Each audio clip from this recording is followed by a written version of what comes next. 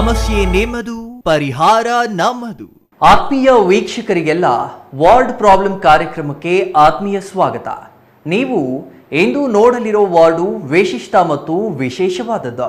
ಚಿಕ್ಕಬಳ್ಳಾಪುರ ನಗರದಲ್ಲಿರೋ 31 ವಾರ್ಡುಗಳಲ್ಲಿ ಈ ವಾರ್ಡು ವಿಶೇಷ ಯಾಕೆ ಅನ್ನೋದು ಮುಂದೆ ನಿಮಗೆ ಅರ್ಥವಾಗಲಿದೆ. ಅದನ್ನ ತಿಳಿಯೋದಕ್ಕೂ ಮೊದಲು ಇಂದು ನೀವು ನೋಡಲಿರೋ ವಾರ್ಡ್ ಪ್ರಾಬ್ಲಮ್ 17ನೇ ವಾರ್ಡಿಗೆ ಸೇರಿದ್ದ. ಈ ವಾರ್ಡು ಒಂದು ರೀತಿ ಚಿಕ್ಕಬಳ್ಳಾಪುರದ ರಿಪಬ್ಲಿಕ್ ವಾರ್ಡ್ ಎಂದು ಕರೆಯೋರಿದ್ದಾರೆ. ಇನ್ನು ಈ ವಾರ್ಡ್ ಅನ್ನ ಕಾಸ್ಮೋಪಾಲಿಟನ್ ವಾರ್ಡ್ ಎಂದು ಕರೆಯೋರಿದ್ದಾರೆ. ಇದಕ್ಕೆ ಕಾರಣ ಈ ವಾರ್ಡಿನಲ್ಲಿ ಎಲ್ಲ ಜಾತಿ ಎಲ್ಲ ಧರ್ಮದ ಜನರು ವಾಸವಿದ್ದಾರೆ. ಅಷ್ಟೇ ಅಲ್ಲ, ಈ ವಾರ್ಡು ಪುರಾತನ ಚಿಕ್ಕಬಳ್ಳಾಪುರದ ಸಂಕೇತವೂ ಹೌದು. ಮೂಲ ಚಿಕ್ಕಬಳ್ಳಾಪುರದ ಹಲವು ವಾರ್ಡ್ಗಳಲ್ಲಿ ಇದು ಪ್ರಮುಖವಾದ ವಾರ್ಡ್. ಈ ವಾರ್ಡಿನಲ್ಲಿ ಚಿಕ್ಕಬಳ್ಳಾಪುರದ ಕೋಟೆ ಪ್ರದೇಶವಿದೆ. ಈ ವಾರ್ಡಿನಲ್ಲಿ ಚಿತ್ತಾರದವರ ಬೀದಿ, ಬ್ರಾಹ್ಮಣರ ಬೀದಿ, ಹೀಗೆ ಪುರಾತನ ಚಿಕ್ಕಬಳ್ಳಾಪುರದ ಹೆಸರುಗಳನ್ನ ಬಿಂಬಿಸೋ ಹೆಸರುಗಳ ಬೀದಿಗಳನ್ನ ಹೊಂದಿರೋದು ಇದೇ ವಾರ್ಡ್. ಹಳೆಯ ಚಿಕ್ಕಬಳ್ಳಾಪುರ ಅಂದರೆ ಶತಮಾನದ ಹಿಂದಿನ ಚಿಕ್ಕಬಳ್ಳಾಪುರ ಇತ್ತಲ್ಲ, ಆಗಿನಿಂದಲೂ ಜನವಸತಿ ಇರೋ ಪ್ರದೇಶವೇ ಈ ವಾರ್ಡ್. ಇಂತಹ ವಾರ್ಡಿನಲ್ಲಿಯೂ ಸಮಸ್ಯೆಗಳು ಬಿಟ್ಟಿಲ್ಲ.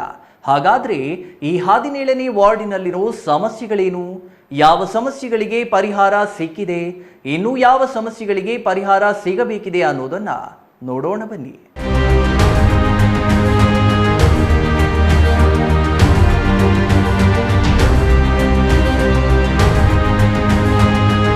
ಸಿಟಿವಿ ನ್ಯೂಸ್ ವೀಕ್ಷಕರಿಗೆಲ್ಲ ವಾರ್ಡ್ ಪ್ರಾಬ್ಲಮ್ ಕಾರ್ಯಕ್ರಮಕ್ಕೆ ಪ್ರೀತಿಯ ಸ್ವಾಗತ. ಈ ವಾರದ ವಾರ್ಡ್ ಪ್ರಾಬ್ಲಮ್ 17ನೇ ವಾರ್ಡ್ಗೆ ಸೇರಿದ್ದ. ಈ ವಾರ್ಡು ಪುರಾತನ ಚಿಕ್ಕಬಳ್ಳಾಪುರದ ಅವಶೇಷಗಳಲ್ಲಿ ಒಂದು ಎಂದರೆ ತಪ್ಪಾಗಲಾರದ. ಯಾಕೆಂದ್ರೆ ಆರಂಭದ ಚಿಕ್ಕಬಳ್ಳಾಪುರ ಇತ್ತಲ್ಲ, ಅದೇ ಹಳೆಯ ಚಿಕ್ಕಬಳ್ಳಾಪುರ. ಅದರಲ್ಲಿ ಈ 17ನೇ ವಾರ್ಡ್ ಕೂಡ ಸೇರಿದೆ. ಈ ವಾರ್ಡಿನ ಭೌಗೋಳಿಕ ಲಕ್ಷಣಗಳನ್ನ ಮೊದಲು ನೋಡೋದಾದ್ರೆ ಇಲ್ಲಿ ಮಸೀದಿಗಳಿವೆ, ದೇವಾಲಯಗಳಿವೆ, ಹಿಂದೂಗಳಿದ್ದಾರೆ, ಮುಸಲ್ಮಾನರು ಇದ್ದಾರೆ. ಒಂದು ಜಾತಿ ಎಂದು ಹೇಳಲು ಸಾಧ್ಯವಿಲ್ಲದೆ ಎಲ್ಲ ಸಮುದಾಯಗಳಿಗೆ ಸೇರಿದ ಜನರು ಈ ವಾರ್ಡಿನಲ್ಲಿ ವಾಸಿಸುತ್ತಿದ್ದಾರೆ. ಇನ್ನು ಹಳೆ ಚಿಕ್ಕಬಳ್ಳಾಪುರದ ಹೆಸರು ಈ ವಾರ್ಡಿನಲ್ಲಿ ಇನ್ನೂ ಜೀವಂತವಾಗಿದೆ. ಅದರಲ್ಲಿ ಪ್ರಮುಖವಾಗಿ ಹೇಳೋದಾದ್ರೆ ಚಿತ್ತಾರದವರ ಬೀದಿ, ವಾಸನ್ನನವರ ಬೀದಿ, ಕೋಟೆ, ಹೀಗೆ ಹಲವು ಹೆಸರುಗಳು ಇನ್ನೂ ಬದಲಾಗದೆ ಇನ್ನೂ ಉಳಿಸಿಕೊಂಡು ಬರಲಾಗುತ್ತಿದೆ. ಹಳೆ ಚಿಕ್ಕಬಳ್ಳಾಪುರ ಎಂದ ಮೇಲೆ ಹೇಳಬೇಕಿಲ್ಲ ಅಲ್ವೇ, ಸಮಸ್ಯೆಗಳು ಹಳೆಯದಾಗಿಯೇ ಇರುತ್ತವೆ.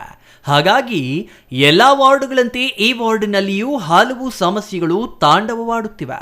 ಆ ಸಮಸ್ಯೆಗಳಿಗೆ ಪರಿಹಾರ ಹುಡುಕಲು ಜನಪ್ರತಿನಿಧಿಯಾದವರು ಶ್ರಮಿಸುತ್ತಿದ್ದಾರೆ. ಒಟ್ಟಿನಲ್ಲಿ ಎಲ್ಲ ಸಮುದಾಯಗಳ ಜನರು ಈ ವಾರ್ಡಿನಲ್ಲಿ ಸೌಹಾರ್ದತೆಯಿಂದ ವಾಸಿಸುತ್ತಿದ್ದಾರೆ ಎಂಬುದು ಮಾತ್ರ ಈ ವಾರ್ಡಿನ ವಿಶೇಷ.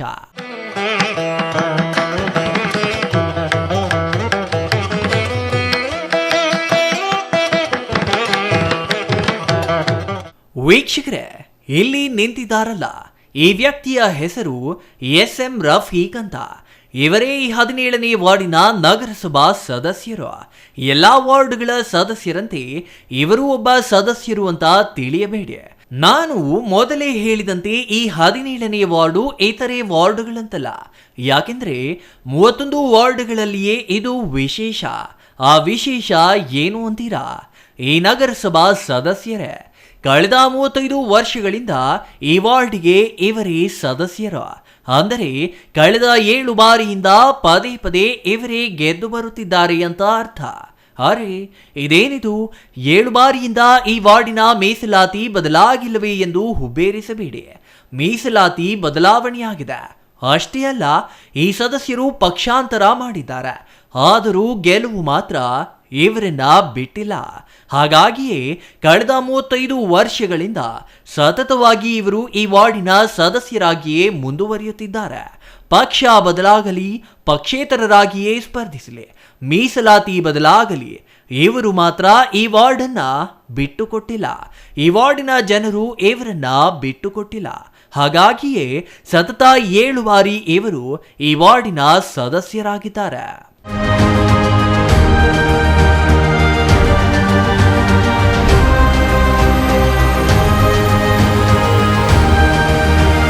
ಇನ್ನು ಪ್ರಸ್ತುತ ಚಿಕ್ಕಬಳ್ಳಾಪುರ ನಗರಸಭೆಯಲ್ಲಿ ಈ ರಫೀಕ್ ಅವರೇ ಹಿರಿಯ ಸದಸ್ಯರು. ಮಾತ್ರವಲ್ಲ, ನೂತನ ಸದಸ್ಯರಿಗೆ ಇವರೇ ಮಾರ್ಗದರ್ಶಕರು ಹೌದಾ. ಸಾಲದೆಂಬಂತೆ ನಗರಸಭೆ ಅಧಿಕಾರಿಗಳು ತಪ್ಪು ಮಾಡಿದಾಗ ತಿದ್ದುವವರು ಕೂಡ ಇವರೇ. ಯಾಕೆಂದ್ರೆ ನಗರಸಭೆ ಪೌರಾಯುಕ್ತರು ಆ ಹುದ್ದೆಗೆ ಅರ್ಹರಲ್ಲ ಎಂದು ಕೋರ್ಟಿಗೆ ಹೋಗಿ ಗೆದ್ದು ಬಂದಿದ್ದು ಮಾತ್ರವಲ್ಲ, ಪೌರಾಯುಕ್ತರನ್ನ ವರ್ಗಾವಣೆ ಮಾಡಿಸಿದ ಖ್ಯಾತಿಯೂ ಇದೇ ಸದಸ್ಯರಿಗೆ ಸಲ್ಲುತ್ತೆ. ಈ ಪ್ರಕರಣ ಇತ್ತೀಚೆಗೆ ನಡೆದಿದ್ದ. ಇದೇ ರೀತಿಯಲ್ಲಿ ಇವರು ನಗರಸಭೆಗೆ ಸಂಬಂಧಿಸಿದ ಹಲವಾರು ಪ್ರಕರಣಗಳನ್ನ ರಾಜ್ಯದ ಹೈಕೋರ್ಟ್ ಮಾತ್ರವಲ್ಲ, ಸುಪ್ರೀಂ ಕೋರ್ಟಿನವರೆಗೂ ತೆಗೆದುಕೊಂಡು ಹೋಗಿ ಚಾಟಿ ಬೀಸುವ ಕೆಲಸವನ್ನ ಅನೇಕ ಬಾರಿ ಮಾಡಿದ್ದಾರೆ. ನಗರಸಭೆಯ ಅಧಿಕಾರಿಗಳು ತಪ್ಪು ಮಾಡಿದಾಗ, ಇಲ್ಲವೇ ನಗರಸಭೆ ಆಡಳಿತ ಮಂಡಳಿ ಎಡವಿದಾಗ ಅವರಿಗೆ ಕಾನೂನು ಮೂಲಕ ಪಾಠ ಕಲಿಸುವುದು ಇವರ ಪರಿಪಾಠ. ಹಾಗಾಗಿಯೇ ಇವರು ಎಂದರೆ ನಗರಸಭೆಯ ಅಧಿಕಾರಿಗಳು ಮತ್ತು ಸದಸ್ಯರಿಗೆ ಗೌರವಕ್ಕಿಂತ ಭಯವೇ ಹೆಚ್ಚು ಎಂದರೆ ತಪ್ಪಾಗಲಾರದ.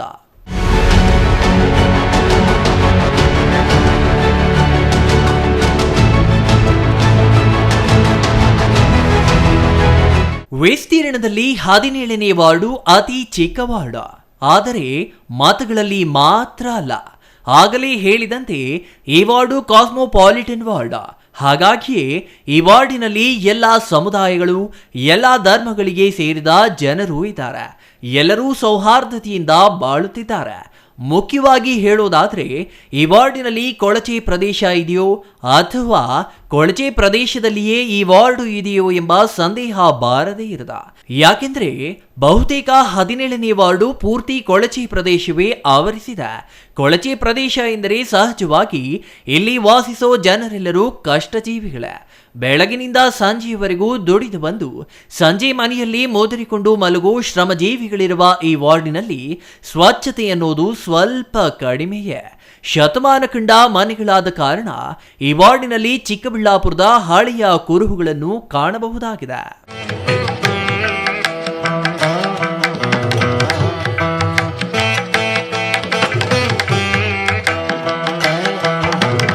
ಇಲ್ಲಿ ಕಾಣ್ತಾ ಇದೆಯಲ್ಲ, ಇದು ಮಸೀದಿ. ಮಾತ್ರವಲ್ಲ, ಮುಸ್ಲಿಂ ಮಕ್ಕಳಿಗೆ ಶಿಕ್ಷಣ ನೀಡೋ ಮದರಸಾ ಕೂಡ ಹೌದಾ. 10 ಮಕ್ಕಳು ಈ ಮಸೀದಿಯಲ್ಲಿದ್ದುಕೊಂಡೇ ಶಿಕ್ಷಣ ಪಡೆಯುತ್ತಿದ್ದಾರೆ. ಈ ಮಸೀದಿ ಎಂದರೆ ಕೇವಲ ಧಾರ್ಮಿಕ ಕೇಂದ್ರವಾಗಿ ಮಾತ್ರ ಉಳಿದಿಲ್ಲ, ಶಿಕ್ಷಣ ಕೇಂದ್ರವಾಗಿಯೂ ಇದೆ. ಜೊತೆಗೆ ಈ ಮಸೀದಿಯಲ್ಲಿ ವ್ಯಾಸಂಗ ಮಾಡೋ ಮಕ್ಕಳಿಗೆ ಇಲ್ಲಿಯೇ ತಂಗಲು ವ್ಯವಸ್ಥೆಯನ್ನು ಮಾಡಲಾಗಿದೆ. ಅಂದರೆ ಸರ್ಕಾರದ ವಸತಿ ಶಾಲೆಗಳಿವೆಯಲ್ಲ, ಅದೇ ಮಾದರಿಯಲ್ಲಿಯೇ ಈ ಮಸೀದಿಯಲ್ಲಿಯೂ ವಸತಿ ಸಹಿತ ಶಿಕ್ಷಣ ನೀಡಲಾಗುತ್ತಿದೆ. ಇದು ಈ ವಾರ್ಡಿನ ಹೈಲೈಟ್. ಯಾಕೆಂದರೆ ಅಲ್ಪಸಂಖ್ಯಾತರಾದ ಮುಸ್ಲಿಮರಲ್ಲಿ ಶಿಕ್ಷಣ ಪಡೆಯುವವರ ಸಂಖ್ಯೆ ತೀರಾ ಕಡಿಮೆ. ಅದರಲ್ಲೂ ಖಾಸಗಿ ಶಾಲೆಗಳಲ್ಲಿ ವ್ಯಾಸಂಗ ಮಾಡುವ ಮಕ್ಕಳ ಸಂಖ್ಯೆ ತುಂಬಾ ವಿರಳ ಅಂತಾನೆ ಹೇಳ್ಬೋದು. ವಸತಿ ಸಹಿತವಾಗಿ ಮಸೀದಿಯಲ್ಲಿಯೇ ಶಿಕ್ಷಣ ನೀಡುತ್ತಿರುವ ಕಾರಣ ಹೆಚ್ಚಿನ ಪೋಷಕರು ಆಸಕ್ತಿ ತೋರುತ್ತಾರೆ ಮತ್ತು ಶಿಕ್ಷಣ ಪಡೆಯಲು ಮುಂದಾಗುತ್ತಾರೆ. ಅದೇ ಕಾರಣಕ್ಕೆ ಇದು ಕೊಳಚೆ ಪ್ರದೇಶವಾಗಿದ್ರೂ ಸುವಿಶಾಲವಾಗಿರುವ ಮಸೀದಿಯಲ್ಲಿ ಮಕ್ಕಳಿಗೆ ಶಿಕ್ಷಣದ ವ್ಯವಸ್ಥೆ ಮಾಡಲಾಗಿದೆ.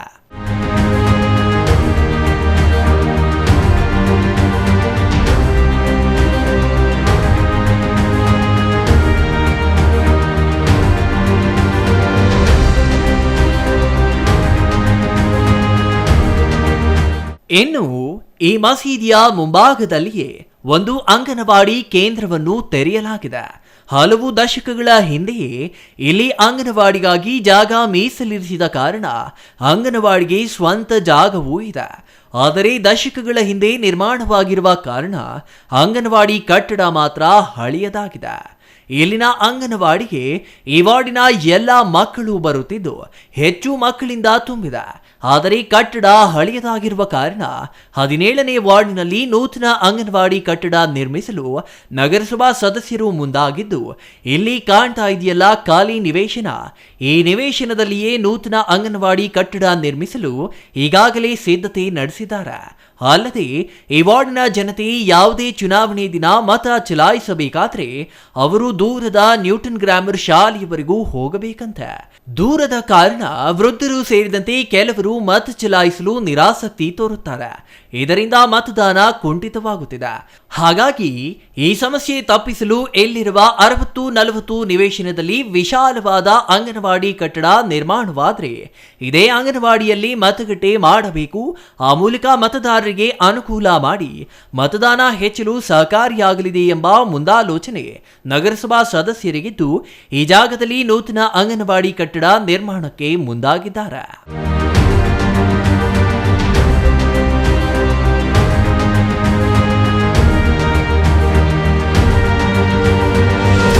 ಕೊಳಚೆ ಪ್ರದೇಶದಲ್ಲಿಯೂ ಶಿಕ್ಷಣದ ಬಗ್ಗೆ ಹೆಚ್ಚು ಗಮನ ಹರಿಸಿ ಒಂದು ಕಡೆ ಮಸೀದಿಯಲ್ಲಿಯೇ ವಸತಿ ಸಹಿತ ಶಿಕ್ಷಣ ನೀಡುತ್ತಿದ್ರೆ ಮತ್ತೊಂದು ಕಡೆ ಅಂಗನವಾಡಿ ಕಟ್ಟಡಗಳ ನಿರ್ಮಾಣಕ್ಕಾಗಿ ಜಾಗ ಮೀಸಲಿರಿಸಿ ಅಲ್ಲಿ ಕಟ್ಟಡ ನಿರ್ಮಾಣಕ್ಕೆ ಅಗತ್ಯವಿರುವ ಅನುದಾನವನ್ನ ಶಾಸಕರು, ವಿಧಾನ ಪರಿಷತ್ ಸದಸ್ಯರು ಮತ್ತು ಜಿಲ್ಲಾ ಉಸ್ತುವಾರಿ ಸಚಿವರ ಮೇಲೆ ಒತ್ತಡ ಹೇರಿ ಅನುದಾನ ತರಲು ಈಗಾಗಲೇ ನಗರಸಭಾ ಸದಸ್ಯ ರಫೀಕ್ ಅವರು ಶ್ರಮಿಸುತ್ತಿದ್ದು ಇದು ಆದಷ್ಟು ಶೀಘ್ರದಲ್ಲಿಯೇ ನೆರವೇರಲಿದೆ ಎಂಬ ವಿಶ್ವಾಸವನ್ನು ವ್ಯಕ್ತಪಡಿಸಿದ್ದಾರೆ.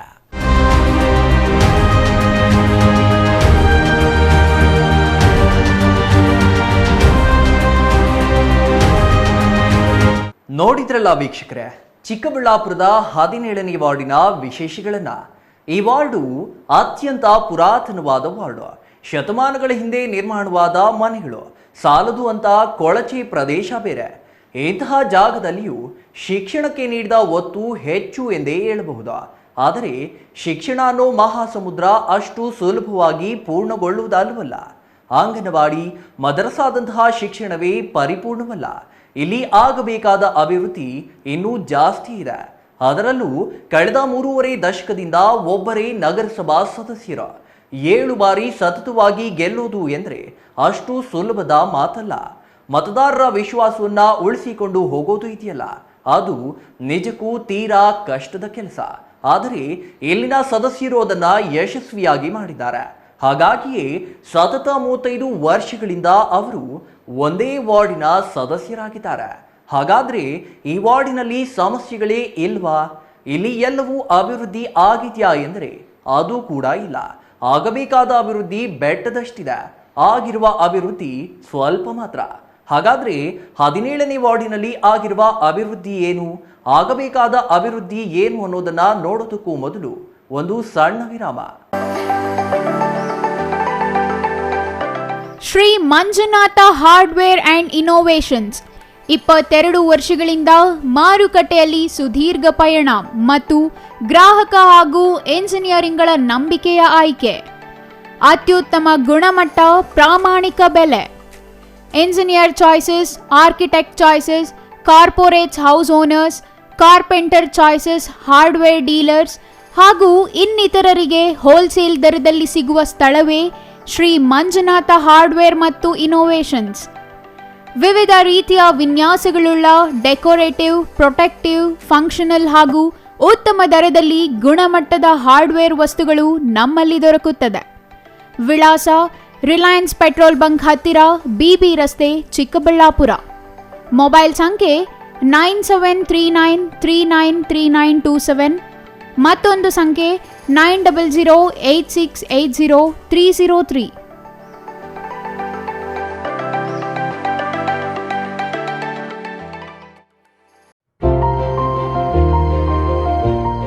Jain mission hospital, Jain mission ಟ್ರಸ್ಟ್ನ ಲಾಭರಹಿತ ಉಪಕ್ರಮ, ಬಿಬಿ ರಸ್ತೆ, ಚಿಕ್ಕಬಳ್ಳಾಪುರ.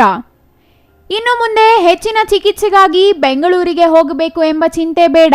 ಚಿಕ್ಕಬಳ್ಳಾಪುರದ ಮೊಟ್ಟ ಮೊದಲ ಅತ್ಯಾಧುನಿಕ ತಂತ್ರಜ್ಞಾನ, ಗುಣಮಟ್ಟದ ವೈದ್ಯಕೀಯವನ್ನು ಒಳಗೊಂಡ ಏಕೈಕ ಆಸ್ಪತ್ರೆ ಜೈನ್ ಮಿಷನ್ ಹಾಸ್ಪಿಟಲ್. ದಿನದ 24 ಗಂಟೆಗಳು ನೆಬುಲೈಸೇಷನ್, ಹೆರಿಗೆ, ಐಸಿಯು, ಟ್ರಾಮ್ ಸೆಂಟರ್, ಆಂಬ್ಯುಲೆನ್ಸ್ ಸೇವೆಗಳು ಲಭ್ಯವಿದೆ. ಜೈನ್ ಮಿಷನ್ ಆಸ್ಪತ್ರೆಯು 4 ಅಂತಸ್ತಿನ ಕಟ್ಟಡವನ್ನು ಒಳಗೊಂಡಿದ್ದು 100 ಹಾಸಿಗೆಗಳುಳ್ಳ ಸುಸಜ್ಜಿತವಾದ ಆಸ್ಪತ್ರೆಯಾಗಿದೆ. ಜನರಲ್ ಮೆಡಿಸಿನ್, ಸಾಮಾನ್ಯ ಶಸ್ತ್ರಚಿಕಿತ್ಸೆ, ಗ್ಯಾಸ್ಟ್ರೋ ಎಂಟರಾಲಜಿ, ಅಡ್ವಾನ್ಸ್ಡ್ ಲ್ಯಾಪ್ರೋಸ್ಕೋಪಿಕ್ ಶಸ್ತ್ರಚಿಕಿತ್ಸೆ, ಮೂಳೆ ಚಿಕಿತ್ಸೆ, ಪ್ರಸೂತಿ ಮತ್ತು ಸ್ತ್ರೀ ರೋಗಶಾಸ್ತ್ರ, ನೇತ್ರಶಾಸ್ತ್ರ, ಕಿವಿ, ಮೂಗು ಮತ್ತು ಗಂಟಲು, ಮಕ್ಕಳ ಚಿಕಿತ್ಸೆ, ದಂತ ಚಿಕಿತ್ಸೆ, ಆಪ್ಟಿಕಲ್ಸ್, ಚರ್ಮರೋಗ ಚಿಕಿತ್ಸೆ, ಅಲ್ಟ್ರಾಸೌಂಡ್ ಮತ್ತು ಸಿಟಿ ಸ್ಕ್ಯಾನಿಂಗ್, ನರವಿಜ್ಞಾನ, ಮೂತ್ರಪಿಂಡಶಾಸ್ತ್ರ, ಹೃದಯಶಾಸ್ತ್ರ, ಭೌತ ಚಿಕಿತ್ಸೆ ವ್ಯವಸ್ಥೆಗಳಿಂದ ಕೂಡಿದೆ. ಅಲ್ಲದೆ ಸುಧಾರಿತ ಲ್ಯಾಬ್ ಸೌಲಭ್ಯಗಳು, ಎಕ್ಸ್ರೇ, OT ಕಾಂಪ್ಲೆಕ್ಸ್, ಒಳಗಿನ ರೋಗಿಗಳು, ಸಾಮಾನ್ಯ ಸೇವೆಗಳು ಲಭ್ಯವಿದೆ. 24 ಗಂಟೆಗಳ ತುರ್ತು ಸೇವೆಗಳು, ICU, NICU, ಅಪಘಾತ ಮತ್ತು ತುರ್ತು ಚಿಕಿತ್ಸೆ, ಫಾರ್ಮಸಿ, ಆಂಬ್ಯುಲೆನ್ಸ್. ತುರ್ತು ಸಹಾಯವಾಣಿ ಸಂಖ್ಯೆ 6364464470, ಮತ್ತೊಂದು 6364464471.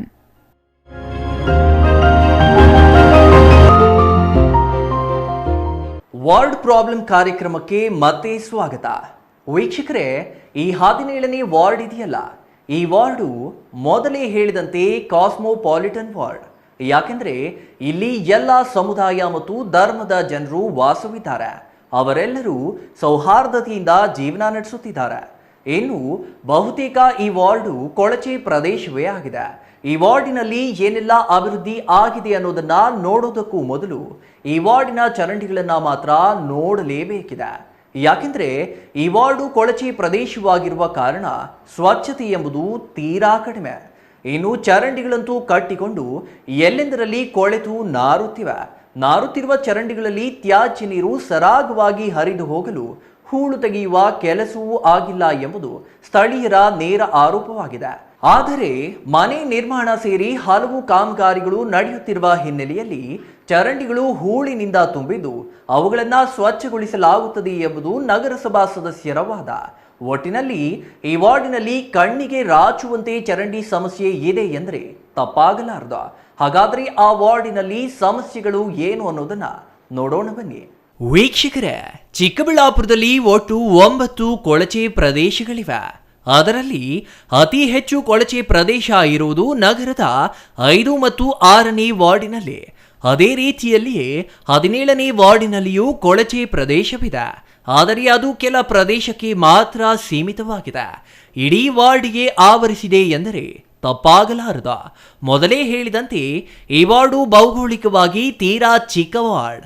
ಆದರೆ ಇಲ್ಲಿರುವ ಸಮಸ್ಯೆಗಳು ಮಾತ್ರ ಬೃಹದಾಕಾರವಾಗಿವೆ. ಅದರಲ್ಲಿ ಪ್ರಮುಖವಾಗಿರೋದು ಚರಂಡಿ ಸಮಸ್ಯೆ. ಇಲ್ಲಿ ನೋಡಿ, ಇದು ಒಂದು ಕಾಲದಲ್ಲಿ ಚಿಕ್ಕಬಳ್ಳಾಪುರದಲ್ಲಿ ಅತಿ ಹೆಚ್ಚು ಪ್ರಸಿದ್ಧಿ ಪಡೆದಿದ್ದ ರಸ್ತೆ. ಈ ರಸ್ತೆಯ ಹೆಸರೇ ಚಿತ್ತಾರದವರ ಬೀದಿ. ಈ ಬೀದಿಯ 2 ಬದಿಯಲ್ಲಿಯೂ ಚರಂಡಿಗಳನ್ನ ನಿರ್ಮಿಸಲಾಗಿದೆ. ಆದರೆ ಆ ಚರಂಡಿಗಳಲ್ಲಿ ಮಾತ್ರ ನೀರು ಸರಾಗವಾಗಿ ಹರಿಯದೆ ನಿಂತಲ್ಲೇ ನಿಂತಿದೆ. ಇನ್ನೂ ಸಾಲದೆಂಬಂತೆ ಜನರು ಉಳಿದ ಆಹಾರ ಪದಾರ್ಥಗಳನ್ನ ಇದೇ ಚರಂಡಿಯ ಮೇಲೆ ಹಾಕುತ್ತಾರೆ. ಇದಕ್ಕೆ ಕಾರಣ ಬೀದಿ ನಾಯಿಗಳು ತಿನ್ನಲಿ ಎಂಬುದಾಗಿದ್ದು, ಹಾಗೆ ಹಾಕಿದ ಆಹಾರವನ್ನ ಬೀದಿ ನಾಯಿಗಳು ತಿನ್ನುವುದಿರಲಿ. ನಾರುತ್ತಿರುವ ಚರಂಡಿ ವಾಸನೆಯೊಂದಿಗೆ ಹೀಗೆ ಹಾಕಿದ ಆಹಾರ ಪದಾರ್ಥಗಳು ದುರ್ವಾಸನೆ ಬೀರುತ್ತಿವೆ. ಇದರಿಂದ ಈ ಪ್ರದೇಶದಲ್ಲಿ ಸಂಚರಿಸುವುದೇ ದುಸ್ತರವಾಗಿದೆ ಎಂದರೆ ತಪ್ಪಾಗಲಾರದ.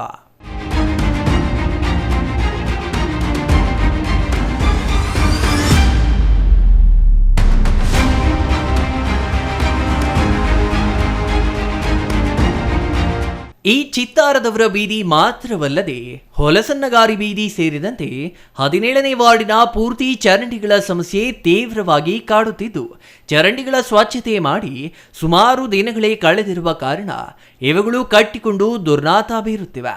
ಹಾಗಾಗಿ ನಗರಸಭೆ ಅಧಿಕಾರಿಗಳು ಕೂಡಲೇ ಇತ್ತ ಗಮನ ಹರಿಸಿ ಚರಂಡಿಗಳ ಸ್ವಚ್ಛತೆಗೆ ಗಮನ ಹರಿಸಬೇಕು ಎಂಬುದು ಸ್ಥಳೀಯರ ಆಗ್ರಹವಾಗಿದೆ.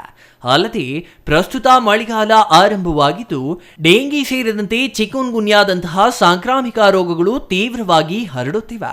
ಇಂತಹ ಪ್ರದೇಶದಲ್ಲಿ ಚರಂಡಿಗಳು ಕಟ್ಟಿಕೊಂಡು ನಿಂತಲ್ಲೇ ನೀರು ನಿಂತಿರುವ ಪರಿಣಾಮ ಸೊಳ್ಳೆಗಳ ಆಶ್ರಯ ತಾಣವಾಗಿ 17ನೇ ವಾರ್ಡು ಪರಿಣಮಿಸಿದ್ದು, ಅಂಗನವಾಡಿಗೆ ಹೋಗುವ ಮಕ್ಕಳು ಸೇರಿದಂತೆ ಈ ವಾರ್ಡಿನಲ್ಲಿ ನೆಲೆಸಿರುವ ಮಕ್ಕಳಿಗೆ ಸಾಂಕ್ರಾಮಿಕ ರೋಗ ಭೀತಿ ಕಾಡುತ್ತಿದೆ.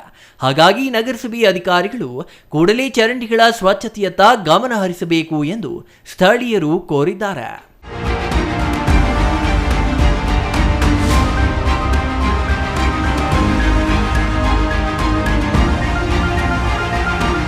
ಇನ್ನು ಎಲ್ಲಾ ವಾರ್ಡುಗಳಂತೆ ಈ ವಾರ್ಡಿನಲ್ಲಿಯೂ ಕಸದ ಸಮಸ್ಯೆ ಕಾಡುತ್ತಿದೆ. ಮುಖ್ಯವಾಗಿ ಈ ಕಸದ ಸಮಸ್ಯೆ ಇರೋದು ಕೊಳಚೆ ಪ್ರದೇಶದಲ್ಲಿ ಅಲ್ಲ ಎಂಬುದು ವಿಶೇಷ. ಯಾಕೆಂದರೆ ಕೊಳಚೆ ಪ್ರದೇಶದಲ್ಲಿ ವಾಸಿಸುತ್ತಿರುವ ನಿವಾಸಿಗಳು ಕಸವನ್ನ ಪ್ರತಿನಿತ್ಯ ಬರುವ ಕಸದ ವಾಹನಗಳಿಗೆ ನೀಡುತ್ತಾರೆ ಎಂಬುದಕ್ಕೆ ಎಲ್ಲಿಯೂ ರಸ್ತೆ ಪಕ್ಕ ಅಥವಾ ಖಾಲಿ ನಿವೇಶನದಲ್ಲಿ ಕಸ ಹಾಕಿರುವ ನಿದರ್ಶನಗಳೇ ಇಲ್ಲ. ಆದರೆ ಇಲ್ಲಿ ನೋಡಿ, ಇದು 17ನೇ ವಾರ್ಡಿನ ಪ್ರತಿಷ್ಠಿತರು ವಾಸಿಸುವ ಪ್ರದೇಶ. ಅದರಲ್ಲೂ ಸಾಧು ಮಠ ವೃತ್ತದಿಂದ ಕೃಷ್ಣ ಚಿತ್ರಮಂದಿರ ವೃತ್ತಕ್ಕೆ ಸಂಪರ್ಕ ಕಲ್ಪಿಸುವ ಮುಖ್ಯ ರಸ್ತೆಯ ಪಕ್ಕದಲ್ಲಿಯೇ ಈ ಕಸದ ರಾಶಿ ಕಾಣುತ್ತಿದೆಯಲ್ಲ, ಇದನ್ನ ಹಾಕಿರೋದು ಸುಶಿಕ್ಷಿತರ. ಹೀಗೆ ಕಸ ಹಾಕುತ್ತಿರುವ ಕಾರಣ ರೋಸಿ ಹೋದ ಪಕ್ಕದ ಮನೆಯ ಮಾಲೀಕ ಕಸ ಹಾಕುತ್ತಿರುವ ಪ್ರದೇಶದಲ್ಲಿ ಹಿಂದೂ, ಮುಸ್ಲಿಂ ಮತ್ತು ಕ್ರೈಸ್ತ ಧರ್ಮದ ದೇವರ ಭಾವಚಿತ್ರಗಳನ್ನು ಈ ಹಿಂದೆ ಇಲ್ಲಿನ ಗೋಡೆಯ ಮೇಲೆ ಹಾಕಿದ್ರಂತೆ. ಆದರೂ ನಮ್ಮ ಚಿಕ್ಕಬಳ್ಳಾಪುರದ 17ನೇ ವಾರ್ಡಿನ ಜನ ಮಾತ್ರ ಡೋಂಟ್ ಕೇರ್. ಯಾವುದೇ ಧರ್ಮದ ದೇವರಿರಲಿ ನಮಗೇನೋ, ನಾವು ಕಸ ಹಾಕಿಯೇ ತೀರುತ್ತೇವೆ ಎಂದು ಕಸ ಹಾಕುವುದನ್ನ ಮುಂದುವರಿಸಿದ್ದಾರೆ. ಇದರಿಂದ ರೋಸಿ ಹೋದ ಮನೆ ಮಾಲೀಕರು ಅಲ್ಲಿ ಹಾಕಿದ್ದ ದೇವರ ಚಿತ್ರಗಳನ್ನು ತೆಗೆಸಿದ್ರಂತೆ.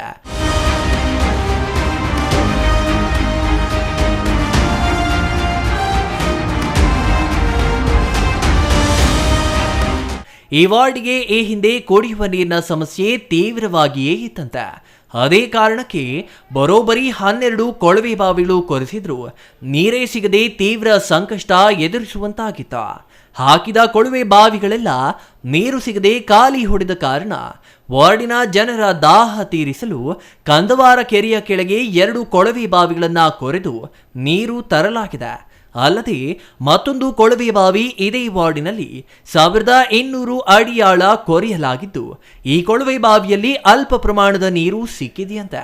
ಇನ್ನು ಕಂದವಾರ ಕೆರೆ ಕೆಳಗೆ ಕೊರೆಸಿರುವ ಕೊಳವೆ ಬಾವಿಗಳಿಂದ ನೀರು ತರಲು ಹರಸಾಹಸ ಪಟ್ಟಿದ್ದಾರೆ. ಪೈಪ್ಲೈನ್ ಹಲವು ಬಾರಿ ಒಡೆದು ನೀರು ಹರಿಸುವುದೇ ಕಷ್ಟ ಎಂಬ ಸ್ಥಿತಿ ನಿರ್ಮಾಣವಾಗಿದೆ. ಅಲ್ಲದೆ ಹಾಗೆ ತಂದ ನೀರು ಶೇಖರಿಸಲು ಇದೇ ವಾರ್ಡಿನಲ್ಲಿ ನೀರಿನ ಟ್ಯಾಂಕ್ ನಿರ್ಮಾಣ ಕೂಡ ಮಾಡಲಾಗಿದೆ. ಹೀಗೆ ಕುಡಿಯುವ ನೀರಿನ ಸಮಸ್ಯೆ ಪರಿಹಾರಕ್ಕಾಗಿ ಪರದಾಡುವಾಗಲೇ ಜಕ್ಕಲಮಡುಗು ಜಲಾಶಯದ ನೀರು ಚಿಕ್ಕಬಳ್ಳಾಪುರ ನಗರಕ್ಕೆ ಬಂತಲ್ಲ, ಆಗ ಈ ವಾರ್ಡಿನ ಜಲದಾಹಕ್ಕೆ ಮುಕ್ತಿ ಸಿಕ್ಕಿದೆ.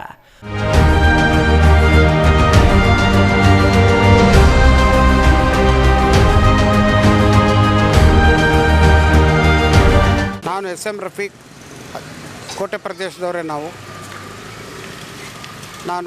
17ನೇ ward councillor, senior councillor, 7th term ನಂದು. ಕಂಟಿನ್ಯೂಸ್ ಆಗಿ ದೇವರ ದಯವಿಂದ ನಮ್ಮ ತಂದೆ ತಾಯಿ ಆಶೀರ್ವಾದ, ಜನಗಳ ಆಶೀರ್ವಾದದಿಂದ ನಾನು ಕಂಟಿನ್ಯೂಸ್ ಆಗಿ 7 ಸಾರಿ ಗೆದ್ದಿದ್ದೀನಿ. ಇದುವರೆಗೂ ಎಲ್ಲ ಏರಿಯಾನ ಡೆವಲಪ್ ಮಾಡಿದ್ದೀನಿ. ಈ ನಮ್ಮ ವಾರ್ಡು ಕಾಸ್ಮೋಪಾಲಿಟನ್ ವಾರ್ಡು, ಎಲ್ಲ ಜಾತಿಯವರು ಇದ್ದಾರೆ ನಮ್ಮ ವಾರ್ಡಲ್ಲಿ. ಮುಸ್ಲಿಂ ಜನಾಂಗದವ್ರು ಎಷ್ಟಿದ್ದಾರೋ ಅಷ್ಟೇ ಜನ, ಎಲ್ಲ ಜನಾಂಗದವರು, ಬೇರೆ ಕಮ್ಯುನಿಟೀಸ್ ಅವರು ಇದ್ದಾರೆ. ಎಲ್ಲರ ಆಶೀರ್ವಾದದಿಂದ ನಾನು ಆರಿಸ್ತಾ ಕೆಲಸ ಮಾಡಿಕೊಂಡು ಡೆವಲಪ್ಮೆಂಟ್ ಮಾಡಿಕೊಂಡು ಎಲ್ಲ ಅಭಿವೃದ್ಧಿ. ನೀರಿನ ಅಭಾವ ಭಾಳ ಇತ್ತು ನಮ್ಮ ಕೋಟೆ ಪ್ರದೇಶದಲ್ಲಿ. ಇದನ್ನು ನಾನು ಆ ಪಕ್ಕದ 12ನೇ ವಾರ್ಡು, ಪಕ್ಕದ 10 ವಾರ್ಡು ಅನ್ನೊಂದು ನಾನಂತ ನೋಡಲಿಲ್ಲ. ಎಲ್ಲರಿಗೂ ಕೋಟೆ ಪ್ರದೇಶದಿಂದ ಅಂಥೇಳಿ ಸುಮಾರು ಒಂದು 12 ಬೋರ್ ಹಾಕ್ಸಿದ್ರು, ಆಗಲಿಲ್ಲ. ಒಂದೇ ಒಂದು ಸಕ್ಸಸ್ ಆಯಿತು. ಅದರಲ್ಲೂ ಕೂಡ 1300 ಅಡಿ ಹೋಗಿದ್ದೀವಿ. ಆದರೂ ಕೂಡ ಅದರಲ್ಲಿ 1 ಅವರ್ ನೀರು ಬರುತ್ತೆ, ನಿಂತೋಗುತ್ತೆ.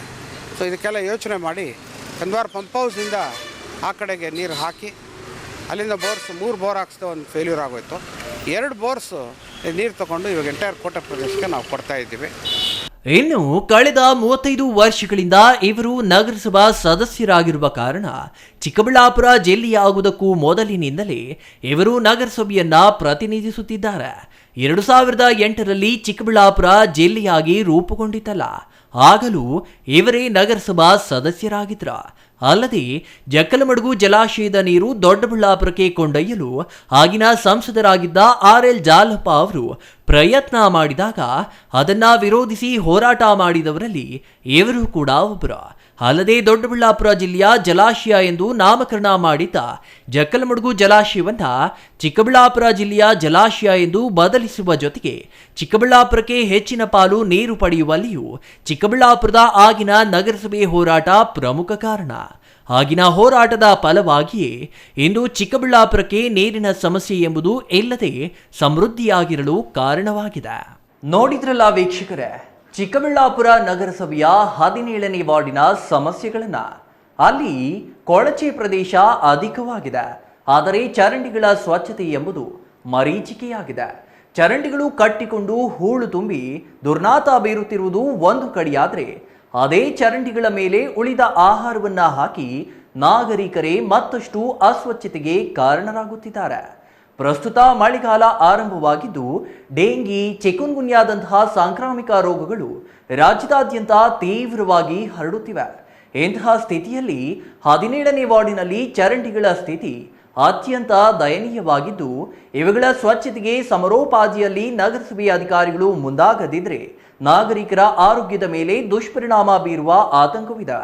ಹಾಗಾಗಿ ನಗರಸಭೆ ಅಧಿಕಾರಿಗಳು ಅತ್ತ ಗಮನ ಹರಿಸುವ ಅಗತ್ಯವಿದೆ. ಇನ್ನು ಕಸ ರಸ್ತೆ ಪಕ್ಕ ಹಾಕುವ ಅಂಟು ರೋಗ ಈ ವಾರ್ಡಿನ ನಾಗರಿಕರನ್ನು ಬಿಟ್ಟಿಲ್ಲ. ಅದರಲ್ಲೂ ಸುಶಿಕ್ಷಿತರೆನಿಸಿಕೊಂಡವರೇ ಇಂತಹ ಕೆಲಸಕ್ಕೆ ಮುಂದಾಗಿರುವುದು ಸ್ವಚ್ಛತೆಗೆ ಸವಾಲಾಗಿ ಪರಿಣಮಿಸಿದೆ. ಹಾಗಾದ್ರೆ ಈ ವಾರ್ಡಿನಲ್ಲಿ ಇಷ್ಟೇ ಸಮಸ್ಯೆಗಳ ಎಂದು ಭಾವಿಸಬೇಡಿ. ಯಾಕೆಂದ್ರೆ ಇಲ್ಲಿ ಇನ್ನೂ ಹಲವು ಸಮಸ್ಯೆಗಳು ಮಾತ್ರವಲ್ಲ, ಅನೇಕ ಅಭಿವೃದ್ಧಿ ಕಾರ್ಯಗಳು ನಡೆದಿವೆ. ಅವು ಏನು ಅನ್ನೋದನ್ನ ನೋಡೋದಕ್ಕೂ ಮೊದಲು ಒಂದು ಸಣ್ಣ ವಿರಾಮ.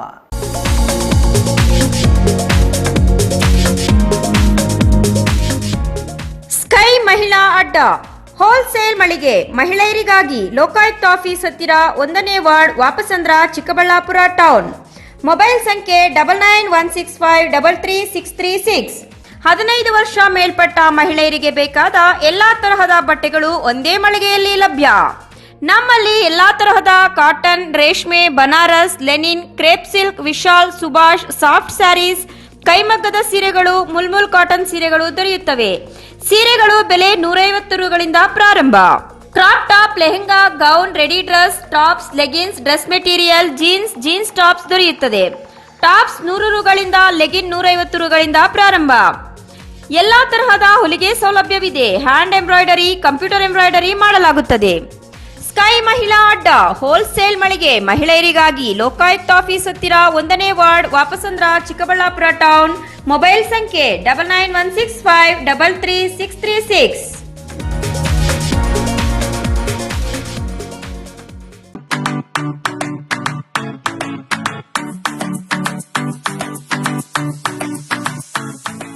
ವಿಷಯ ಗೊತ್ತಾಯ್ತಾ? ಮನೆ ಇಂಟೀರಿಯರ್ಸ್ಗೂ ಸಹ ಇವಾಗ EMI ಪೇ ಮಾಡಬಹುದು. ಮನೆ ಕಚ್ಚಿದ ಮೇಲೆ ಇಂಟೀರಿಯರ್ ಗೆ ತುಂಬಾನೇ ತಲೆ ಕೆಡ್ಸ್ಕೊತೀವಿ. ಯುನೀಕ್ ಆಗಿರ್ಬೇಕು, ಡಿಫ್ರೆಂಟ್ ಆಗಿರ್ಬೇಕು, ಮಾಡರ್ನ್ ಆಗಿರ್ಬೇಕು ಅಂತ. ಇದಕ್ಕೆಲ್ಲ ಒಂದು ಸೂಪರ್ ಸೊಲ್ಯೂಷನ್ ಕೊಡಬೇಕು ಅಂದ್ರೆ SMH hardware and innovations Chikkaballapur. ಇಡೀ ಬ್ಯಾಂಗ್ಳೂರಲ್ಲಿ ಕಂಪೇರ್ ಮಾಡಿದ್ರೆ ಇವ್ರು ಕೊಡೋ ರೇಟ್ಸ್ ತುಂಬಾನೇ ಅಫೋರ್ಡಬಲ್. ಇವ್ರದೇ ಆದಂತ ಸ್ವಂತ ಮ್ಯಾನುಫ್ಯಾಕ್ಚರಿಂಗ್ ಯೂನಿಟ್ ಇದೆ. Make in India, 25 years of experience. 80% of their clients ಬ್ಯಾಂಗ್ಳೂರಲ್ಲೇ ಇರೋದು. ನಿಮ್ ಮನೆಗೆ ಬಂದು ವಿಸಿಟ್ ಮಾಡಿ ನಿಮ್ಗೆ ನೀಟ್ ಆಗಿ ಡಿಸೈನ್ ಮತ್ತು ಎಕ್ಸ್ಪ್ಲನೇಷನ್ ಮಾಡಿ ಯಾವ ತರ ಮಾಡಬಹುದು ಅಂತ ಕ್ಲಾರಿಟಿನೂ ಕೊಡ್ತಾರೆ. ಇಂಟೀರಿಯರ್ಸ್ ಗೆ ಬೇಕಿರೋ ಎಲ್ಲ ಐಟಮ್ ಇವ್ರ ಹತ್ರ ಸಿಗುತ್ತೆ. You will get it at the very best price ಅಂತಾನೆ ಹೇಳ್ಬೋದು. ಮನೆ ಹೊಸ್ಲಿಂದ ಹಿಡಿದು ಹಾಲ್, ಬೆಡ್ರೂಮ್, ಕಿಚನ್ ಎಲ್ಲಾನು ಇವ್ರ ಹತ್ರ ನೀಟ್ ಆಗಿ ಡಿಸೈನ್ ಮಾಡ್ಕೋಬಹುದು. ಈ ವಿಡಿಯೋನ ಬೇಗ ನಿಮ್ ಫ್ರೆಂಡ್ಸ್ ಅಂಡ್ ಫ್ಯಾಮಿಲೀಸ್ಗೆ ಶೇರ್ ಮಾಡಿ, ತುಂಬಾನೇ ಯೂಸ್ ಆಗುತ್ತೆ.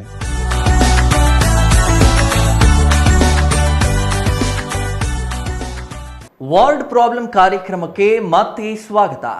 ವೀಕ್ಷಕರೇ, ಈ ವಾರ್ಡಿನ ಜನತೆಯ ಕುಡಿಯುವ ನೀರಿಗಾಗಿ ಬರೋಬ್ಬರಿ 12 ಕೊಳವೆ ಬಾವಿಗಳನ್ನ ಕೊರೆಸಿದ್ರು ನೀರು ಸಿಗಲೇ ಇಲ್ವಂತೆ. ಅಲ್ಲದೆ ಕಂದವಾರ ಕೆರೆ ಕೆಳಗೆ ಕೊಳವೆ ಬಾವಿಗಳನ್ನ ಕೊರೆಯಿಸಿ ಪೈಪ್ಲೈನ್ ಮೂಲಕ ನೀರು ತಂದು ಜನತೆಗೆ ನೀಡಿದ್ದು ಈಗ ಇತಿಹಾಸ. ಈ ವಾರ್ಡಿನಲ್ಲಿ ಕೊಳಚೆ ಪ್ರದೇಶವೇ ಹೆಚ್ಚಾಗಿರೋದ್ರಿಂದ ಕೊಳಚೆ ನಿರ್ಮೂಲನಾ ಮಂಡಳಿಯಿಂದ ಸುಮಾರು 35ಕ್ಕೂ ಹೆಚ್ಚು ಮನೆಗಳು ಮಂಜೂರಾಗಿವೆ. ಜೊತೆಗೆ ಪ್ರಕೃತಿ ವಿಕೋಪ ನಿಧಿಯಿಂದಲೂ ಈ ವಾರ್ಡಿನ 3 ಮನೆಗಳು ಮಂಜೂರಾಗಿವೆ. ಈ ಹಿಂದೆ ಅತಿಯಾಗಿ ಮಳೆಯಾದಾಗ 3 ಮನೆಗಳು ಈ ವಾರ್ಡಿನಲ್ಲಿ ಕುಸಿದು ಬಿದ್ದಿವೆ. ಹಾಗಾಗಿ ಮನೆಗಳ ನಿರ್ಮಾಣಕ್ಕೆ ಮಳೆ ಹಾನಿ ಪರಿಹಾರ ನಿಧಿಯನ್ನ ಬಳಸಿ ನಿರ್ಮಿಸಲಾಗಿದೆ. ಮುಖ್ಯವಾಗಿ ಯಾವುದೇ ವಾರ್ಡಿನಲ್ಲೂ ಆಗದ ಅಭಿವೃದ್ಧಿ ಈ ವಾರ್ಡಿನಲ್ಲಿ ಆಗಿದೆ. ಅದು ಏನೆಂದ್ರೆ ಬಡವರಿಗೆ ಸೂರು ಕಲ್ಪಿಸಿರುವುದು.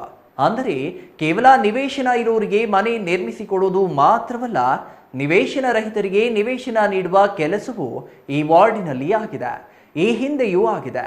ಈಗಲೂ ಅದು ಆಗ್ತಿರೋದು ಬಡವರ ಪಾಲಿಗೆ ವರದಾನವಾಗಿದೆ ಎಂದರೆ ತಪ್ಪಾಗಲಾರದು. ಹಾಗಾದ್ರೆ ನಿವೇಶನ ನೀಡೋ ಆ ಕಾರ್ಯಕ್ರಮವಾದರೂ ಏನು ಅನ್ನೋದನ್ನ ನೋಡೋಣ ಬನ್ನಿ. ಜಕ್ಕಲ್ಮಡುಗದ ಲೈನ್ಸು ಹೋರಾಟ ಮಾಡಿ ಏನು ಮೊದಲು ಇದ್ದ ಸಂಸದರು ಅವರ ಊರಿಗೆ ತಗೊಂಡು ಹೋಗೋಕ್ಕೆ ಎಲ್ಲ ಪ್ರಯತ್ನ ಮಾಡಿ ಚೇಂಜ್ ಮಾಡಿ ಜಕ್ಕಲಮಡುಗು ವಾಟರ್ ಸಪ್ಲೈ ಅನ್ನೋದು ದೊಡ್ಡಬಳ್ಳಾಪುರ ಜಕ್ಕಲಮಡುಗು ಅಂತ ಮಾಡ್ಕೊಂಡ್ಬಿಟ್ಟಿದ್ರು. ಅದನ್ನೆಲ್ಲ ಹೋರಾಟ ಮಾಡಿ ಊರೆಲ್ಲ ಬಂದ್ ಮಾಡಿ ಎಲ್ಲ ಊರಿನ ಮುಖ್ಯ ಲೀಡರ್ಸ್ ಎಲ್ಲ ನಮಗೆ ಸಪೋರ್ಟ್ ಮಾಡಿದ್ರು. ಅದು ಹಾಗೆ ಮಿಸ್ಟರ್ ಕುಮಾರಸ್ವಾಮಿ ಅವ್ರ ಕಾಲದಲ್ಲಿ ಚೀಫ್ ಇದ್ದಾಗ ನಮ್ಗೆ ಅವರು ಮಾಡಿಕೊಟ್ರು. ಅದರ KVಯನ್ನು ನಾಗರಾಜ್ ಅವ್ರದ್ದು ಪಾತ್ರ ಜಾಸ್ತಿ ಇದೆ. ನಮ್ಮನ್ನು ಇಂಟ್ರೊಡ್ಯೂಸ್ ಮಾಡಿ CM ಹತ್ರ ನಮ್ಮ ಕೆಲಸಗಳು ಮಾಡಿದ್ರೆ ನಾವು ಅವಾಗ JDSಗೆ ಸೇರಿಬಿಟ್ವಿ. ಸೇರಿಬಿಟ್ಟು 22 ಜನ ಅವರಿಗೆ ಬಚ್ಚಗೌಡರಿಗೂ ಗೆಲ್ಲಿಸ್ಕೊಂಡ್ವಿ. ನಾವು ಫಸ್ಟ್ ಎಲೆಕ್ಷನ್ಸಲ್ಲಿ JDSಯಿಂದ ಗೆದ್ವಿ. ನಮ್ಮ ಒಂದು 170 crores ದುಡ್ಡು ಹಾಕ್ಕೊಟ್ರು ಆ ಡ್ಯಾಮ್ ಎಲ್ಲ ಕಟ್ಟೋಕ್ಕೆ. ಆ ಹೆಸರೆಲ್ಲ ಚಿಕ್ಕಬಳ್ಳಾಪುರ ನಗರಸಭೆ ಅಂತ ಮಾಡಿ ಅಂತ ಹೇಳಿದೆ. ಅದನ್ನು ಕಿತ್ತಾಕಿ ದೊಡ್ಡಬಳ್ಳಾಪುರ ಚಿಕ್ಕಬಳ್ಳಾಪುರ ಜಕ್ಕಲಮಡುಗು ಅಂತ ಬಂತು. ಆ ನೀರಿನ ಸೇಕರಣೆ ಮಾಡಿಕೊಂಡು ಈ ಕೆಲವು ಹಳ್ಳಿಗಳಿಗೂ ಕೊಡ್ತಾಯಿದ್ದಾರೆ. ನಮ್ಮದೇನು ಅಭ್ಯಂತರ ಇಲ್ಲ. ಆ ಹಳ್ಳಿಯವರು ಅವಾಗ ಪ್ರತಿಭಟನೆ ಮಾಡಿ ಕೇಳಿದ್ರು. ಸೊ ಆಗ ನಮಗೂ ಕೇಳಿದ್ರು CM ಅವರು, ಕೊಡಿ ಸರ್ ಏನು ಬರುತ್ತೆ ನೀರು, ಅವರು ಹಳ್ಳಿಗಳ ಮೇಲೇ ಬರಬೇಕು ಲೈನ್ಸು, ಅದು ಕುಡೀಲಿ ಬಿಡಿ, ಎಷ್ಟೊತ್ತು ಕುಡಿತಾರೆ ಕುಡೀಲಿ ಅಷ್ಟೇ, ಒಂದೆಲ್ಲರೂ ಸೇರಿ ಒಟ್ಟಾಗಿ ಮಾಡೋಣ ಅಂತ ಮಾಡಿಕೊಂಡು ಆ ಒಂದು ಏನು ಡ್ಯಾಮಿಗೆಲ್ಲ ನಮ್ಮ ಹೆಸರಿಗೆ ಮಾಡಿಕೊಂಡು ಕಂಪ್ಲೀಟಾಗಿ ಚಿಕ್ಕಬಳ್ಳಾಪುರ ನಗರಸಭೆ ಅಂತ ಮಾಡಿದ್ರು. ಇದೆಲ್ಲ ಇದು ಹಿನ್ನೆಲೆಯಲ್ಲಿ ನಾವು ತಿಳ್ಕೊಬೇಕಾಗಿರೋದು ಡಾಕ್ಟರ್ ಭಾರತ ರತ್ನ ವಿಶ್ವೇಶ್ವರಯ್ಯನವರಿಗೆ. ಯಾಕೆಂದರೆ ಈ ಏನು ಜಕ್ಕಲಮಡುಗಿದೆ ಅವರೇ ಅದಕ್ಕೆ ಆರ್ಕಿಟೆಕ್ಟು, ಅವರೇ ಎಲ್ಲ ಎಸ್ಟಿಮೇಟು, ಅವರೇ ಒಂದು ಪ್ಲಾನು ಎಲ್ಲ ಮಾಡಿ ಆ ಕಾಲದಲ್ಲೇ 1957 ನಗರಸಭೆ ಹೆಸರಲ್ಲಿ ಸ್ಟೇಟ್ ಬ್ಯಾಂಕ್ ಆಫ್ ಮೈಸೂರಲ್ಲಿ 5,000 ಡಿಪಾಸಿಟ್ ಮಾಡಿದ್ದಾರೆ. ಯಾತಕ್ಕೋಸ್ಕರ ಅಂದರೆ ಊರಿನ ಪ್ರಮುಖರು ಕೂತ್ಕೊಂಡು ಊರಿನ ಬಗ್ಗೆ ಚಿಂತನೆ ಮಾಡೋಕ್ಕೆ, ನೀರು ಅಭಿವೃದ್ಧಿಗೆ ಏನು ಮಾಡಬೇಕು, ಡೆವಲಪ್ಮೆಂಟ್ಗೆ ಏನು ಮಾಡಬೇಕು, ಅದಕ್ಕೆ ಆ ಬರೋ ಇಂಟ್ರೆಸ್ಟಲ್ಲಿ ಟೀ ಕಾಫಿಗೆ ದುಡ್ಡು ಆ ಕಾಲದಲ್ಲೇ 1957 ಇದೆ. ಇವತ್ತಿಗೂ ಅಲ್ಲೇ ಇದೆ, ಇಂಟ್ರೆಸ್ಟ್ ಬರ್ತಾಯಿದೆ ನಗರಸಭೆಗೆ. ಇದು ಮಾಹಿತಿಗೆ ಕೊಡ್ತೀನಿ. ಕಷ್ಟ ಬಿದ್ದು ಇವೆಲ್ಲ ಮಾಡಿ ಹೋರಾಟ ಮಾಡಿ ನಾವು ಸಾಧಿಸ್ಕೊಂಡು ಇಡೀ ಊರಿಗೆ ಇವತ್ತು ಜಕ್ಕಲಮಡುಗು ನೀರು ಬರ್ತಾಯಿದೆ. ನಾನು ಮಾನ್ಯ ಉಸ್ತುವಾರಿ ಸಚಿವರು MC ಸುಧಾಕರ್ ಹಾಗೆ ನಮ್ಮ ಶಾಸಕರು ಪ್ರದೀಪ್ ಅವ್ರಿಗೆ ಒಂದು 4 ಕೋಟಿ ರೂಪಾಯಲ್ಲಿ ದುಡ್ಡು ಹಾಕಿ ಅಂತ ನಾನು ಬರೆದು ಕೊಟ್ಟೆ. ಜಕ್ಕಲಮಡುಗಿಗೆ ಮಣ್ಣು ಏನಿದೆ ನಮ್ಮ ಕ್ಯಾಚ್ಮೆಂಟ್ ಏರಿಯಾಗೆ ಅದನ್ನು ಉಳು ತೆಗೀರಿ ಅಂತ ಹೇಳಿಬಿಟ್ಟು ನಾನು ಪ್ರಾರ್ಥನೆ ಮಾಡ್ಕೊಂಡು ರಿಕ್ವೆಸ್ಟ್ ಮಾಡ್ಕೊಂಡಿದ್ದೀನಿ. ಅದು 4 ಕೋಟಿ ರೂಪಾಯಿ ಅಲ್ಲಿ ಹಾಕಿಬಿಟ್ರೆ ಇನ್ನೂ 1.5 ವರ್ಷ ನೀರು ಸ್ಟಾಕ್ ಇರುತ್ತೆ. ಇಲ್ಲಿದರೆಲ್ಲ ಓವರ್ಫ್ಲೋ ಆಗಿ ಆಂಧ್ರಕ್ಕೆ ಹೋಗ್ತಾ ಇದೆ. ಇದನ್ನು ಮಾಡಿ ಅಂತ ಮತ್ತೆ ಅಪೀಲ್ ಮಾಡ್ತಾ, ವೀಕ್ಷಕರೇ, ರಾಜ್ಯ ಸರ್ಕಾರದ ಯಾವುದೇ ವಸತಿ ಯೋಜನೆ ಚಿಕ್ಕಬಳ್ಳಾಪುರ ನಗರದಲ್ಲಿ ಕಳೆದ ಹಲವು ವರ್ಷಗಳಿಂದ ಅನುಷ್ಠಾನವಾಗಿಲ್ಲ.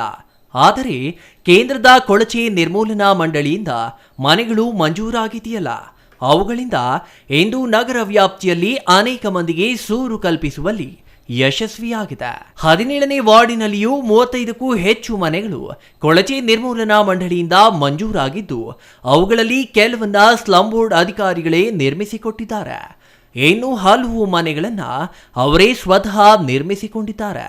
ಆಗಲೇ ಹೇಳಿದಂತೆ ಇಲ್ಲಿ ಕೊಳಚೆ ಪ್ರದೇಶ ಇರೋದರಿಂದ ಇಲ್ಲಿ ಶ್ರಮಜೀವಿಗಳೇ ಹೆಚ್ಚಾಗಿದ್ದಾರೆ.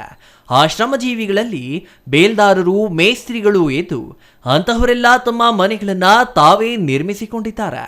ಸ್ಲಂ ಬೋರ್ಡಿನಿಂದ 35 ಮನೆಗಳು ನಿರ್ಮಾಣವಾಗಿರುವ ಕಾರಣ ಅನೇಕ ಮಂದಿಗೆ ಸೂರಿನ ಭಾಗ್ಯ ಸಿಕ್ಕಿದೆ.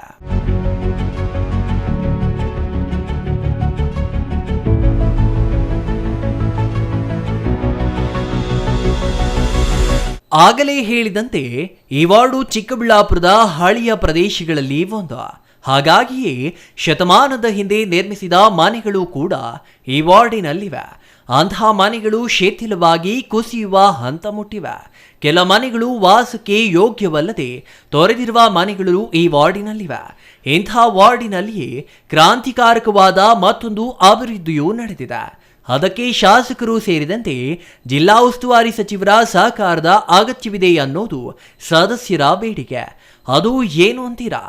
ಇಲ್ಲಿ ನೋಡಿ, ಹೀಗೆ ತ್ಯಾಜ್ಯದ ರಾಶಿಗಳು, ಅದಕ್ಕೆ ಹೊಂದಿಕೊಂಡಂತೆ ವಿಶಾಲವಾದ ಖಾಲಿ ಜಾಗ ಇದೆಯಲ್ಲ, ಇದು ನಗರಸಭೆಗೆ ಸೇರಿದ ಆಸ್ತಿ.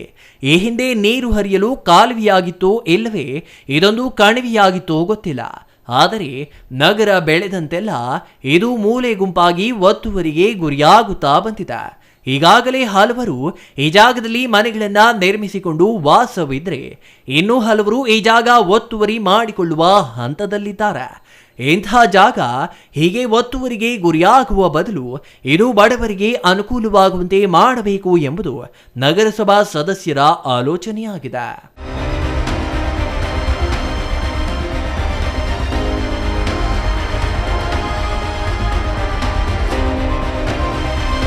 ಈ ಪ್ರದೇಶವನ್ನ ಸ್ವಚ್ಛಗೊಳಿಸುವ ಜೊತೆಗೆ ಸಮತಟ್ಟು ಮಾಡಿ ಅದನ್ನ ನಿವೇಶನಗಳಾಗಿ ಬದಲಿಸಿ ಬಡವರಿಗೆ ಹಂಚಿದ್ರೆ ಅದು ಅನೇಕ ಮಂದಿಗೆ ಸಹಕಾರಿಯಾಗಲಿದೆ ಎಂಬ ಆಲೋಚನೆ ಇದೆ. ಅಲ್ಲದೆ ಈ ಪ್ರದೇಶದಲ್ಲಿ ಸುಮಾರು 97 ನಿವೇಶನಗಳು ಆಗುವ ನಿರೀಕ್ಷೆ ಇದ್ದು ಸರ್ಕಾರ ಇದಕ್ಕೆ ಅಗತ್ಯವಿರುವ 1 ಕೋಟಿ ಅನುದಾನ ನೀಡಿದೆಯಾದಲ್ಲಿ ಇಲ್ಲಿ ಸುಸಜ್ಜಿತವಾದ 97 ನಿವೇಶನಗಳು ಸಿದ್ಧವಾಗಲಿದ್ದು 97 ಕುಟುಂಬಗಳಿಗೆ ಸೂರಿನ ಭಾಗ್ಯ ಲಭ್ಯವಾಗಲಿದೆ. ಆದರೆ ಇದಕ್ಕೆ ಅಗತ್ಯವಿರುವ ಅನುದಾನ ನೀಡಲು ಶಾಸಕರು ಮತ್ತು ಜಿಲ್ಲಾ ಉಸ್ತುವಾರಿ ಸಚಿವರು ಗಮನ ಹರಿಸಲಿದ್ದಾರಾ ಎಂಬ ಪ್ರಶ್ನೆಗೆ ಇನ್ನೂ ಉತ್ತರವೇ ಸಿಕ್ಕಿಲ್ಲ.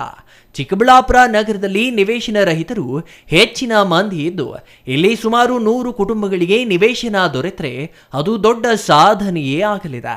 ಇದಕ್ಕಾಗಿ ಸರ್ಕಾರವು ಹೆಚ್ಚಿನ ಮುತುವರ್ಜಿ ನೀಡಬೇಕಿದೆ. ಆದರೆ ಗ್ಯಾರಂಟಿಗಳ ನೆಪದಲ್ಲಿ ಅಭಿವೃದ್ಧಿಯನ್ನ ಮರೆತಿರುವ ರಾಜ್ಯ ಸರ್ಕಾರ ಇದಕ್ಕೆ ಅನುದಾನ ಹೊಂದಾಣಿಕೆ ಮಾಡಲಿದೆಯಾ ಎಂಬುದನ್ನ ಕಾದು ನೋಡಬೇಕಿದೆ. ಈಗ ಹಂಚ್ಬೇಕಾದ್ರೆ 97 ಸೈಟ್ಸ್ ಆಗುತ್ತೆ. ಎಲ್ಲ ಜಾತಿಯವ್ರಿಗೆ ಕೊಡ್ತೀವಿ. ಅದರಲ್ಲೇನು ನಮ್ಮ ಜಾತಿ ಈ ಜಾತಿ ಆ ಜಾತಿ ಎಲ್ಲರಿಗೂ ಒಂದು ಕಾಸ್ಮೋಪಾಲಿಟನ್ ವಾರ್ಡಲ್ಲಿರೋರು ಇಲ್ಲಿನೂ ಹುಡುಕಿ ಬೇರೆಯವ್ರು ಯಾರಿಗಿಲ್ವೋ ಊರಲ್ಲೇ ಇಲ್ದಿರೋರಿಗೆ ಬಡವ್ರಿಗೆ ಕೊಟ್ಟು ಒಂದು ಸ್ಲಮ್ ಬೋರ್ಡಿಂದ ಲಿಂಕ್ ಮಾಡಿಬಿಟ್ರೆ ಅವರೇ ಕಟ್ಸ್ಕೊಡ್ತಾರೆ. ಇದು ಒಂದು ಸಜೆಷನ್ ಕೊಟ್ಟಿದ್ದೀನಿ ಶಾಸಕರು ಪ್ರದೀಪ್ ಅವ್ರಿಗೆ. ಇವರು ಕೂಡ ಪ್ರದೀಪ್ ಅವರು ಕೂಡ ದೊಡ್ಡ ಮನಸ್ಸು ಮಾಡಿ in the interest of development ನಮ್ಮ ಜೊತೆ ಎಲ್ಲ ಕೂಡಿ ಕಟ್ಟಿಸಿ ಕೆಲಸ ಮಾಡಬೇಕು ಅಂತ ನಾನು ಮನವಿ ಮಾಡ್ತೀನಿ.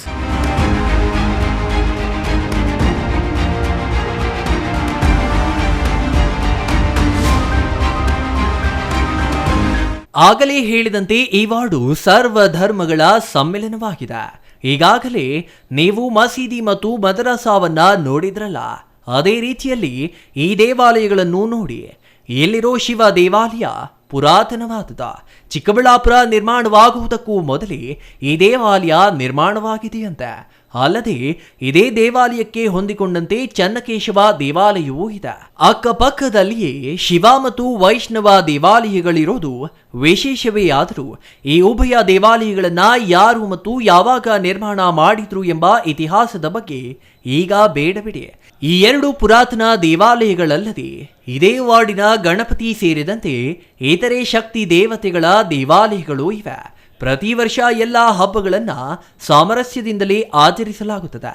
ಉಭಯ ಧರ್ಮಗಳ ಹಬ್ಬಗಳಿಗೆ ಪರಸ್ಪರ ಸೇರಿ ಮಾಡುವುದು ಈ ವಾರ್ಡಿನ ಜನರ ರೂಢಿಯಾಗಿದೆ.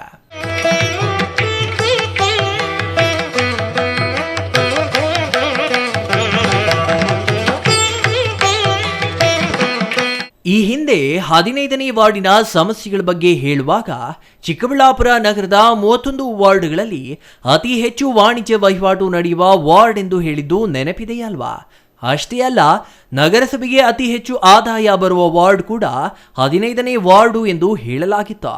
ಇದೀಗ ಈ 17ನೇ ವಾರ್ಡು ಇದಕ್ಕೆ ತದ್ವಿರುದ್ಧ ಎಂದರೆ ತಪ್ಪಾಗಲಾರದ.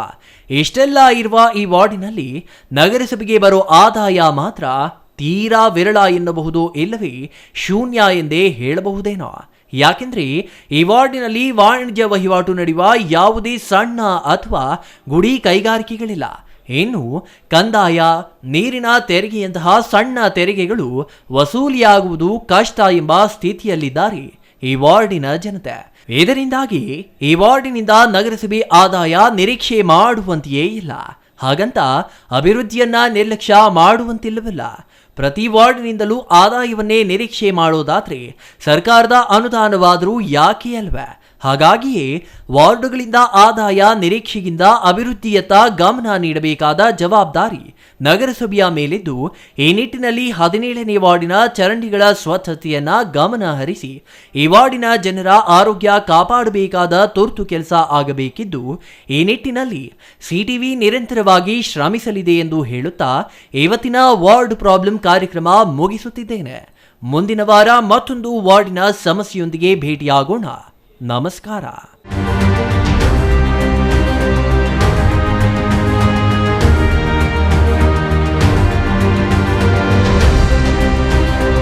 ನೋಡಿದ್ರಲ್ಲ ವೀಕ್ಷಕರೇ, ಚಿಕ್ಕಬಳ್ಳಾಪುರದ 17ನೇ ವಾರ್ಡಿನ ಸಮಸ್ಯೆಗಳನ್ನ. ಈ ವಾರ್ಡಿನಲ್ಲಿ ಶಿಕ್ಷಣಕ್ಕಾಗಿ ಮಸೀದಿ, ಅಂಗನವಾಡಿ ಬಿಟ್ಟರೆ ಮತ್ತೊಂದು ಆದಾಯ ಬರೋ ಯಾವುದೇ ಮೂಲವಿಲ್ಲ. ಇನ್ನು ಈ ವಾರ್ಡಿನಲ್ಲಿ ಚರಂಡಿಗಳ ಸ್ಥಿತಿಯಂತೂ ಅತ್ಯಂತ ಹೀನಾಯವಾಗಿದೆ. ಕೊಳಚೆ ಪ್ರದೇಶವಾಗಿರುವ ಕಾರಣ ಈ ವಾರ್ಡಿನಿಂದ ನಗರಸಭೆಗೆ ಬರೋ ಆದಾಯವು ತೀರಾ ಕಡಿಮೆ. ಇಂಥ ವಾರ್ಡಿನಲ್ಲಿ ಮಸೀದಿಯ ಜೊತೆಗೆ ದೇವಾಲಯಗಳು ಇವೆ. ಇನ್ನು ಕಸ ಹಾಕುವವರಿಗೆ ಕಡಿವಾಣ ಹಾಕಬೇಕಾದ ಜವಾಬ್ದಾರಿ ನಗರಸಭೆ ಅಧಿಕಾರಿಗಳ ಮೇಲಿದೆ. ಇನ್ನು ಮುಖ್ಯವಾಗಿ ಈ ವಾರ್ಡಿನಲ್ಲಿರುವ ಕಣಿವೆ ಪ್ರದೇಶವನ್ನ ಅಭಿವೃದ್ಧಿಪಡಿಸಿ ಬಡಾವಣೆಯನ್ನಾಗಿ ಮಾಡಿ ಆ ನಿವೇಶನಗಳನ್ನ ಬಡವರಿಗೆ ಉಚಿತವಾಗಿ ವಿತರಿಸಿದ್ದೇ ಆದಲ್ಲಿ ಅದು ಹೆಚ್ಚು ಜನರಿಗೆ ಅನುಕೂಲವಾಗಲಿದೆ. ಆದರೆ ಕಣಿವೆ ಪ್ರದೇಶವನ್ನ ಅಭಿವೃದ್ಧಿಪಡಿಸಲು ಅಗತ್ಯ ಅನುದಾನ ಸರ್ಕಾರದಿಂದ ಸಿಗಬೇಕಿದ್ದು ಆ ನಿಟ್ಟಿನಲ್ಲಿ ನಗರಸಭಾ ಸದಸ್ಯರು ಹೆಚ್ಚಿನ ಗಮನ ಹರಿಸಬೇಕಿದೆ. ಒಟ್ಟಿನಲ್ಲಿ ಭೌಗೋಳಿಕವಾಗಿ ಚಿಕ್ಕದಾಗಿರುವ 17ನೇ ವಾರ್ಡಿನಲ್ಲಿ ಸತತವಾಗಿ ಗೆಲುವು ಸಾಧಿಸುವ ಮೂಲಕ ತಮ್ಮದೇ ಆದ ಛಾಪು ಮೂಡಿಸಿರುವ ಇಲ್ಲಿನ ನಗರಸಭಾ ಸದಸ್ಯರು ಅಭಿವೃದ್ಧಿಯತ್ತಲೂ ಗಮನ ಹರಿಸುವ ಮೂಲಕ ವಾರ್ಡನ್ನ ಮತ್ತಷ್ಟು ಮುಂದಕ್ಕೆ ಕೊಂಡೊಯ್ಯಲಿ ಎಂದು ಹೇಳುತ್ತಾ ಇವತ್ತಿನ ವಾರ್ಡ್ ಪ್ರಾಬ್ಲಮ್ ಕಾರ್ಯಕ್ರಮ ಮುಕ್ತಾಯ ಮಾಡುತ್ತಿದ್ದೇನೆ. ಮುಂದಿನ ವಾರ ಮತ್ತೊಂದು ವಾರ್ಡಿನ ಸಮಸ್ಯೆಯೊಂದಿಗೆ ಭೇಟಿಯಾಗೋಣ. ನಮಸ್ಕಾರ.